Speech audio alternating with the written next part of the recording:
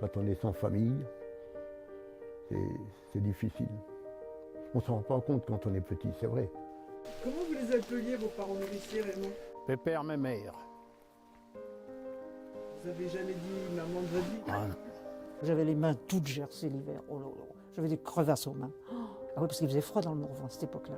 C'était pas facile pour ces enfants-là. L'amour, et ils en manquaient, c'est sûr.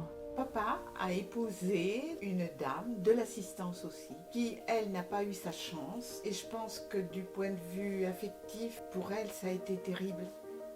Il y avait comme un secret, c'était lourd. On n'en parlait pas. Donc j'ignorais beaucoup de choses. Dans le Morvan, des milliers de personnes ont inventé une autre manière d'avoir une identité du Morvan. C'était pas la fête tous les jours, hein. C'était travail, travail, travail. Ah, ici, moi, je ne vais pas me plaindre, hein. C'était la vie d'époque. Hein. La vie était dure, mais c'était dur pour les habitants. Hein.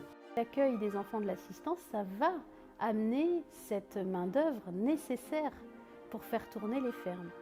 Je faisais des petites choses. J'allais chercher de l'heure pour les lapins. Puis après, quand j'étais plus grande, j'allais chercher l'eau au puits. Mon père, malgré l'amour de sa mère nourricière, il a toujours su qu'il n'était pas un enfant comme les autres.